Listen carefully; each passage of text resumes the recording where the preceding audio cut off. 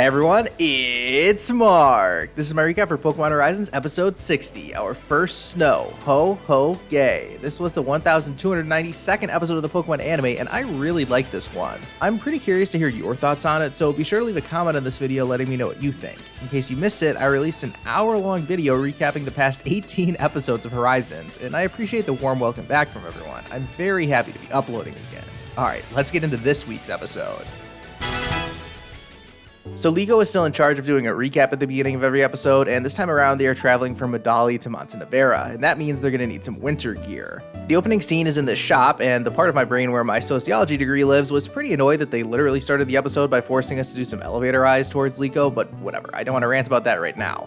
This episode was the first time that I've ever felt like Dot was completely unrelatable. Winter and snowy weather is my favorite, but Dot hates it. Liko isn't bothered about that though. She's obsessed with the coat Dot is wearing because according to Liko, it makes her look like Nidothing. I don't really see the resemblance, but whatever. Let's turn our attention to this idiot who thinks he can go outside with just some extra gloves and be protected from the cold. Dot correctly assesses that this island boy has never seen snow before in his entire life. And okay, now this is feeling relatable to me. As someone who has always lived in a cold part of the United States where snowy winters are the norm, I've had this experience a lot where people just don't fully understand snow because they've never experienced it before themselves, which is pretty crazy for someone like me to even consider. Our heroes eventually buy their winter clothes and head out towards Glaseado Mountain, arriving in the snow in no time. The opening plays after this, and I only pointed out because I wanted to highlight how the opening animation has been changing as the main characters' parties have evolved. There's also been this section in the middle of the opening when they just show some random Paldean Pokemon, but it's actually not random. These are the Pokemon our heroes have encountered during their travels in this chapter, and it's finally time to meet that Frigibax in this episode.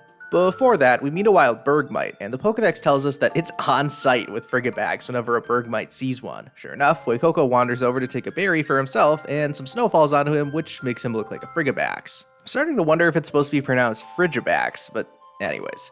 Usually I would skate over these small details because what is the point of any of this, but it actually will come up again later. For now, a fight breaks out between Bergmite and Frigibax, and when they start launching ice-type attacks on one another, it causes a small blizzard. A very rare feat occurs when Liko actually recalls Florigato into her Pokeball, and the two wild Pokemon are so locked in that not even Quaxwell's dancing can distract them. Oh yeah, you know how Quaxly would occasionally dance in certain situations? Well, at least through one episode, that seems to be the only relevant detail of Quaxwell's character, that he likes to dance. We'll see if that continues, but I'm already bored of it, and it's only been one episode. The hero who comes to save the day is none other than Liko's Hatchrim, who won't stand for this kind of heated emotion. She knocks them both clean out with a brutal swing, but then restores their health with a heal pulse. Now able to resume their trek towards Montanavera, the next thing that catches their attention is a frozen pond. The legendary Terabagos leads the way in the impromptu ice skating party, and it was fun seeing everyone have a good time. We even get a quick montage of our heroes enjoying their snowy surroundings, including a group selfie with Snow Captain Pikachu.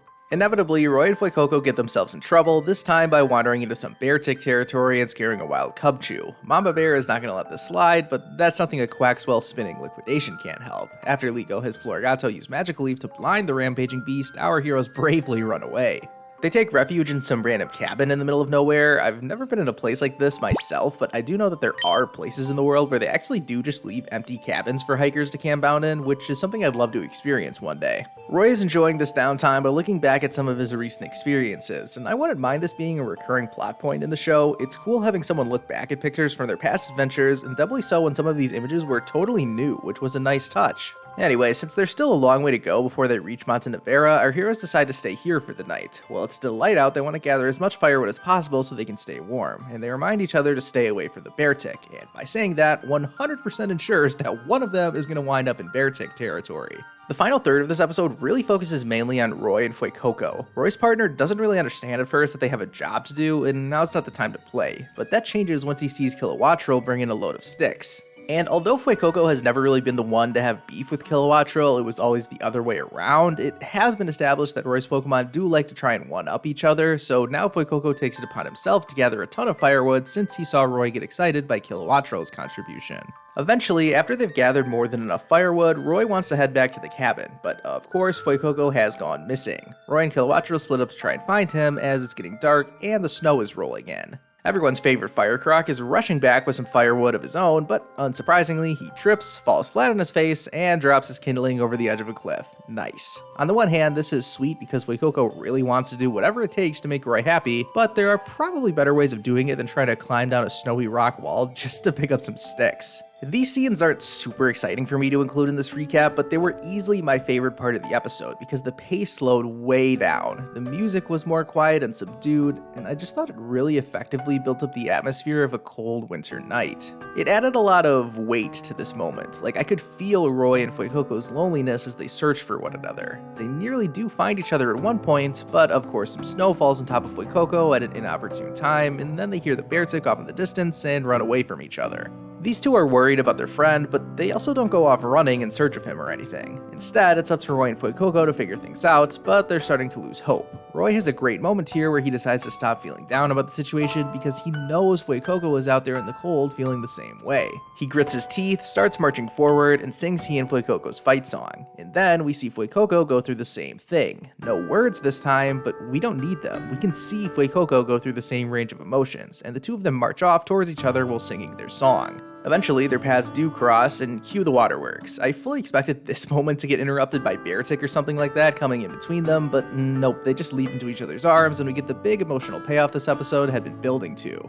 Now that the family is reunited, it's time to head back to the cabin. Of course, they get sidetracked, and Roy knows this is trouble because a Frigibax and Cubchoo means that either a Bergmite or Beartick could cause some chaos here. Sure enough, a wild Bergmite appears, so Roy thinks fast and disguises Frigibax like a Fuecoco, and somehow this actually works, but then some more snow falls on top of Fuecoco, and now we're in trouble. But then Fuecoco sneezes and the snow makes him look more like a Cubchoo, so the Bergmite calms down and even Beartick feels like joining in on the fun. Eventually, Roy makes his way back to the cabin and the others are glad he's safe, even though he did get lost and didn't bring back any firewood. Whatever though, one night's sleep later and our heroes get back on the road to Monte Nevera, and that's how this episode comes to an end. But before we get to the review section, I have to mention the ending, because similar to the opening animation, there have been a few different versions of this ending animation. This episode happened to include one of the variants where they all do this rather unsettling dance. Like, I remember the first time I watched this a few episodes ago, I was just like, how creepy is this? Of course, superfan nerds of the Pokemon anime like me also recognize this iconic pose, and even though the dancing was extremely off-putting, I did enjoy making fun of this version of the ending because it's clear our heroes are huge fans of May's expedition. It's too bad this image wasn't really in the episode and it's just something I edited together myself.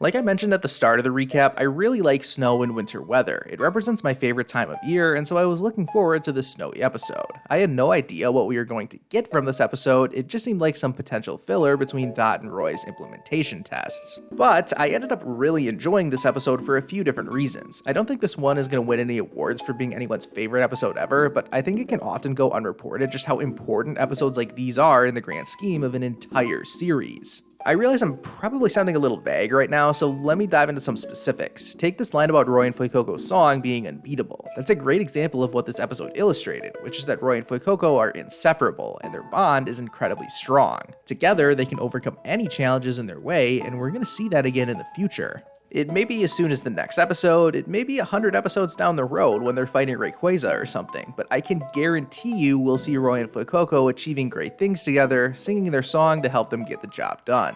Those climactic moments will have more emotional weight behind them because of episodes like this one. The anime needs these episodes where we focus on a few characters, and I love the way this one played out. You could argue that nothing important happened in this episode, and at times you could argue that nothing at all was happening. Like I pointed out in my recap, they intentionally slowed down the pacing at certain points, softened the music, and this just made everything feel more cold and quiet. We didn't have other characters telling us how strong Roy and Fuecoco's bond was. The anime showed it to us, and it was excellent. On top of this extremely well done characterization, we got to see our heroes having fun together in a completely different environment than what we're used to seeing them in. It brought out new sides to each of them, and I think this episode just succeeded on so many fronts. I originally had this down as a 6.5 rating, but upon further reflection, I'm giving this episode a 7 out of 10 rating. Like I already mentioned at the start of this video, I'm curious to hear your guys' opinions on this one, since it wouldn't surprise me if people felt differently than I do about this episode. Reading your comments on my previous video was a huge joy for me, and I wanted to specifically point out 2 of them. Both of these comments are about things that have happened in Horizons that make a lot more sense in retrospect, and the first one has to do with Spinel. I definitely would not have noticed this small detail, but it's certainly interesting. So let's go back to episode 16, you know, the one where our heroes all came together for the first time to battle Spinel on a boat. Yeah, well, if you look closely at that boat, you'll see this logo on some of the cargo. Okay, now let's skip ahead to episode 54 when Freed went to the Exceed company. Yep, same logo. And we know Spinel was involved with Exceed, and he likely stole the Eternal Blessing that was there. Huh, it's all coming together, and it's crazy that they included that detail way back in episode 16. The next comment I wanted to point out mentioned something that caught my attention back when it first happened, but I couldn't figure out why. So let's go back to the end of episode 24, where the explorers cornered the Rising Voltacklers in Diana's castle. I thought it was interesting that Terapagos had such a big reaction to seeing a Methio, and the episode ended with a big zoom in on both of their eyes. I specifically remember thinking that there must be something more to this moment, and now it makes more sense to me. As we recently found out, Amethio is the grandson of Master Gibeon. The two have similar eyes, well, at least they both have triangle pupils. And if Gibeon is tied to Lucius and Laqua in some way, then he must have crossed paths with Terapagos before. And so in a weird way, it's like Terapagos recognized Amethio in this moment, and that all makes sense now. So yeah, shout out to the Horizons writers for weaving together this story like this. They clearly have an incredible attention to detail with these big plots, and I just wonder what other crumbs they have left for us along the way that we haven't found out about yet. Let me try and think of one right now off the top of my head. Let's see. Yes, I've got it. Okay, so hear me out, but I think Tinkatink's special hammer, which was originally a vintage microphone, used to be Lucius's microphone. And the fact that Tinkatink now wields this mythical microphone as her own weapon, that my favorite pink blob is destined for greatness, and she will be the greatest of Lucius's heroes one day. With that shocking revelation out of the way, let's talk about the preview for the next episode, which is going to be about Roy's implementation test. I think Rhymes, Jib, and Monte Nevera has a lot of potential to be pretty fun in the anime, so I'm excited to see how this goes. I'm sure Roy will pass his test, but will he win the battle? I guess we'll just have to watch and find out. In the meantime, if you want to win some battles, I recommend joining the next Pokemon Showdown tournament in my Discord server. Right now we're doing something called the Battle League, which was an idea that one of my server members came up with.